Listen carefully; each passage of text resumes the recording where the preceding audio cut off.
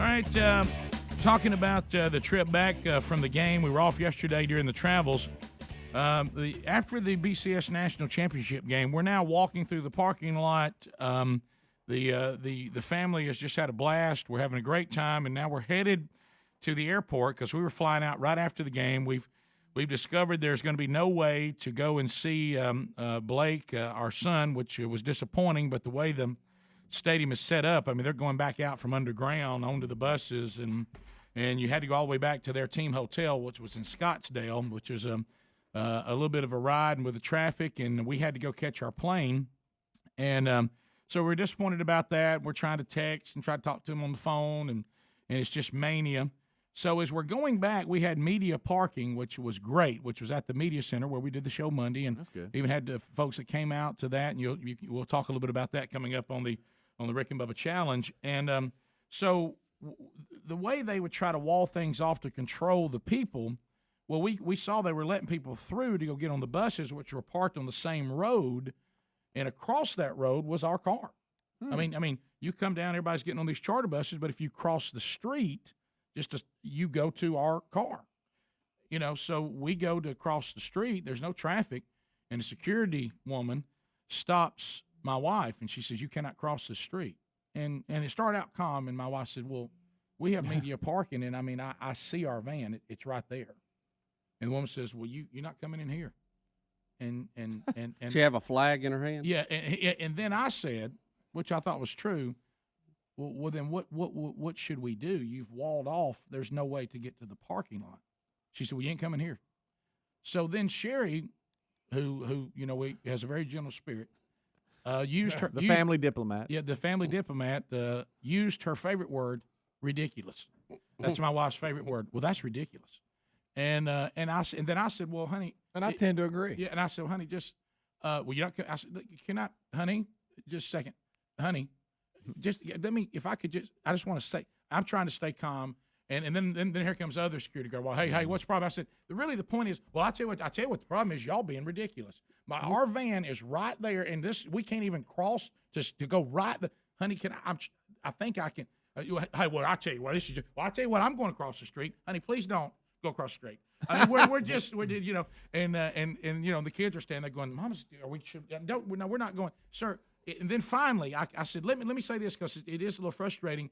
You're just telling us to go back into this area away from where we're parking, but you're not giving us what you would like for us to do in order to get to that van. That's all I'm trying to say. Yeah, I get that you're not going to let us cross the street. Now I know she hasn't got it yet, but she thinks it's ridiculous. She's going to get that here in a minute. But where you're, I think, making a mistake, if I could, and I'm really talking like this, and now my voice is starting to raise. I wish you would just tell us what what's my option? What do I need to do to get to that van if this is not going to be allowed? That's where I'm at. Right. And the guy's like, "Well, I tell you what, I said, you ain't not coming in here." Hey, we got that. But man, y'all are real clear about that. She doesn't have it. Mm-hmm. I promise that we're not going to bull rush. It's ridiculous. Right. I know right now she's ready for me to block you where she can go get in the van. I'm not going to do that. You know what I mean? But let me tell you this, because I want to show that we're respecting people, law enforcement. Right, that we try to do. In front of all the children here. But here's what I would like to say. I think it's reasonable for you to say, if we can't come here, where should we go? You need to go out there and you go around that barricade. I said, I got the barricade, but it doesn't appear, and maybe you can help me, that barricade's going to allow me to cut in, to where that parking lot is. It looks like you've got that parking lot blocked off. We have a pass, which is where y'all parked us, was trying to get people to tell you where to park, and it was a nightmare too. Nobody would even tell you. And so I said, okay, just tell me where I should go to get in that van. That's where I'm at. Well, I tell you, sir, if you just calm down. I'm not being uncalm. I'm ready to sing, "Hey, it's great to be an Auburn Tigers," where I'm at. Okay? And we want to enjoy this. We want to have fun. Need to get in that van. So you just tell me how to get in it. That's where I'm at. Now, hands in the air. Yeah, hands are in the air. I'm throwing them up. And then Sherry doesn't like that plan. She says, "No, we should just walk right there to it because it's right there." In front of them? Yes. And I said, "But you know what, honey? I don't think this person with all this gear on is going to let that happen." Right. So I think. With a taser on his hip. Pretty serious. That he's reaching for. Well, I'll tell you this, it's ridiculous. You know what? We got that. And I agree with you, but it doesn't really matter as long as they keep saying no. Okay? So, because I really don't think we want to end the BCS weekend by missing our plane because we're in a cage. Right. Okay. That'll take away from the experience. Right. Mommy, why is Daddy in cuffs? Right. Well, son. Yeah. Now, there's going to be other Auburn fans already in that cage, I'm sure. But, I mean, Right. it ain't going to be the same. You know what I mean? And so then he says, sir, if you will walk down here, it's going to be out of your way, but there is a place you'll be able to come through and get to the van. That's what I was looking for. That's it. That's all I need to know. Thank you, sir, and thank you for the great job you're doing. I'll tell you, the job you're doing is a ridiculous job. You're like that, honey, please, let's just. You're harassing people. So we get up and we go through that, and we do come around and find our way to it. We get in the van. Which they should have just told you earlier. Right. Which I needed that right out of the gate. I tell you what you had, and now we're getting so much trouble. Oh, here we go. We had a cat fight going. Mm-hmm. Until the dude arrived, it was about to get bad. There it is. I said it. We had a cat fight. We had a woman with a badge, and we had a woman who didn't want woman with a badge to tell her she couldn't do something. While she was looking at her van. Right. Well, and Sherry's point was, I can see it. And you know what? That was a great point. And there was no traffic, and it would have been a simple process to walk across. I got that, but that's not what they want us to do. All right. Okay. And now you, lady with the badge, instead of you letting your emotions get away, just tell us where to go. Yeah. Hey, you can't come in right here, but Right. you can down there. Right. Here's how you can't just say go back into that crowd and not tell us how we're going to get to our car. Right. That's not reasonable. Matter of fact, my wife says it's ridiculous. I agree. But anyway, so All right. but listen, the funniest part. So we get in the van, okay, and we're all ready to get back, and all of a sudden from the back seat, because kids just love these moments. Hey, Dad. Yes, son. Aren't we supposed to be respectful to law enforcement? You know what, son? Yes, we are. Yes, we are. Absolutely. Now, sometimes law enforcement, you just need to answer a question from mom and daddy, and that was where to go. I thought we were just supposed to do what the police tells us to do. We are, and you know what? You're absolutely right on that, son. Thank you. I wish you were as passionate about all the other things we've taught you instead of just one right now. You know what I mean? But how do you spell ridiculous, Daddy? Daddy is ridiculous being disrespectful to the law. You know what, son? It can be if said in the tone that Mommy was saying it. You know what I mean? But you know what? Sometimes even law enforcement can be unreasonable. But we were respectfully trying to find our way to the van. We just needed an answer. All we were was to ask the nice Mrs. Policeman and Mr. Policeman not to put Mommy in jail and tell Daddy where we. Was she official policeman or was she security help? Hard to tell. A lot of gear on. Yeah. A lot of vests. And of course Sherry kept saying calling technicality that it was just security. Still probably authority though. Yeah. You know what I mean? Yeah. What word security across them? That's. And the big guy walked up, looked like he had gear on. You know what I mean? Right. He was serious about it. He was the 18. Hey, we're in our van, guys, and let's always respect law enforcement. And if we could calmly ask them a question sometime, that's fine, because sometimes they get emotional too, like the woman in the big yellow vest. You know what I mean? Just Daddy was just trying to get an answer. She didn't roll down the window on the way out and scream ridiculous. No. Okay, no, good. no. She was in her van. Then we had to concentrate on how we were going to find the airport, because she forgot about that. But we did. Sam, Montgomery, Alabama, I-92, WLWI. Go ahead, Sam. Welcome to the program. Hey, guys, I got a story for you. I had some very important tickets for sale a little while ago. I think you were there, know which ones I'm talking about. So I put them on eBay, but long before they went up to the high dollar mark, and I put on the price, $6.25 a piece, make a little bit of profit, like I said a few weeks ago, whatever it was. And sold it to a lady's one-day sale. I was like, let's just get rid of them. And she buys them, 11 o'clock. I might need a little bit extra time to finish the story, 11 o'clock. And then she says, hey, around, let's say 10 o'clock, she says, I don't need them. My husband doesn't want me to buy them anymore. And I said, well, you entered into a contract. And she said, look, I can back out. It's not a car dealership. Don't really understand the pun. I don't know how it works. There's not a car dealership. Right. So I'm a little angry. I said, you know what, I'm going to try to get back at her, create a new eBay account. I know, not supposed to do it. Create a new eBay account and contact her through that account and say, hey, I noticed that you won some tickets. I'd like to buy those from you, and I'm willing to pay $1,200 each. So I had 2 tickets. So about 30 minutes later, to my original account, I get an email saying, hey, I'd love to buy those tickets from you, but, I need to get them right now. So I say, yeah, sure, $6.20, I'd give her the price. You're going to have to meet me right away. So about 3 hours later, now it's like 1 o'clock in the morning by now. We're meeting at a Walmart. She hands me the stack of $20 bills and literally just throws them at me. I slowly count them, hand her the tickets, fine, be done with it. Then she goes to email me at my previous account, or the second account, let's call it Payback.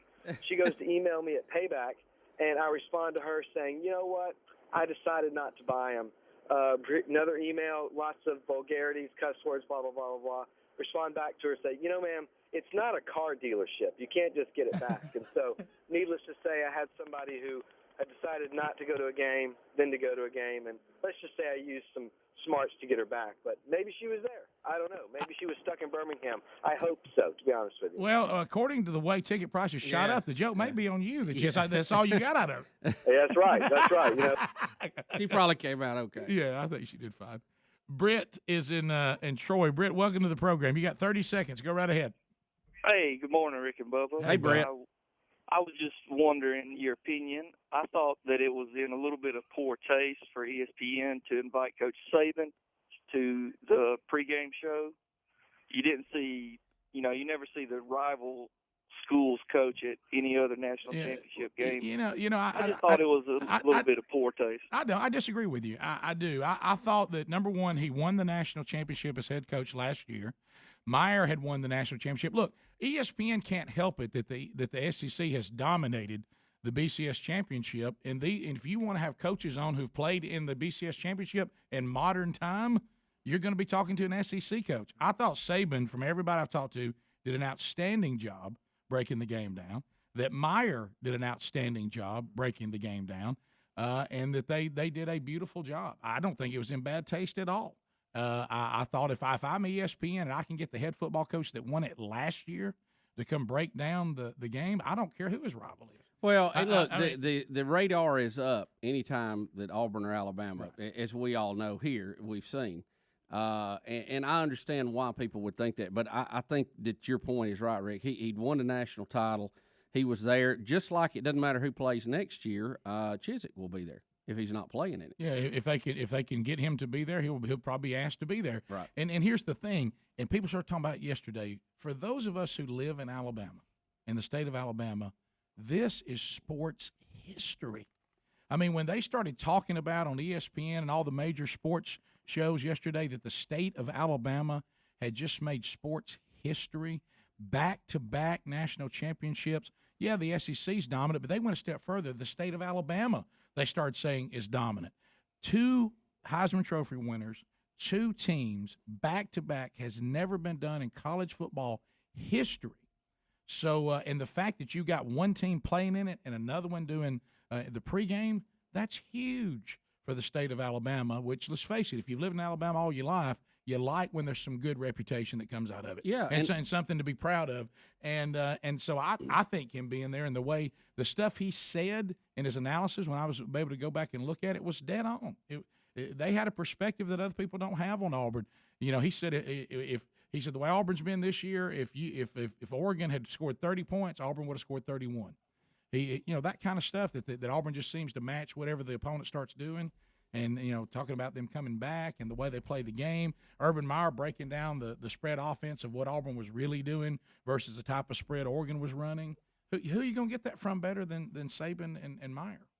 So I didn't think it was a bad taste. I thought it was a great decision. You remember a lot of the Alabama fans were upset. Was it a few years ago when Terry Bowden was hosting was it ABC or something, and he – Well, I was upset about that because Terry Bowden gets on my nerves. Back when right. – And he was giving commentary at halftime. So, look, I know the radar is up on all that, but you got to remember that Coach Saban and Coach Meyer, they're not Florida and Alabama guys. This is their job, right. and that just happens to be where they are. And again, the Terry Bowden thing, I understand when he came in, but when you play in the BCS Championship and they bring the coach that won it last year to break down the game and talk about what it's like to be in the game. Hey, you also played this team. They're also your man. If I'm a person putting on a sports show, it's exactly what I do. Yeah, look, I understand what you're saying, but I would urge everybody just to chill on that one. I don't really think there's so many things you could hang your hat on. I don't think that's to call that bad taste. Right. I think it's a little silly.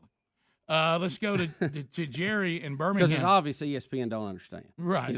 Look, if you want to be listen, if you want to be mad at ESPN, if you want to be mad at ESPN and you want to have something to really get riled about, get mad at the fact that they were madly in love with the Oregon Ducks all season and was trying to kiss them right on the mouth, and it broke their heart. The SEC won another one. That's something to get upset with ESPN about, is how they hope and pray the SEC will finally lose. I thought Brent and Herbie were going to cry. Yeah, that's what you need to get upset about.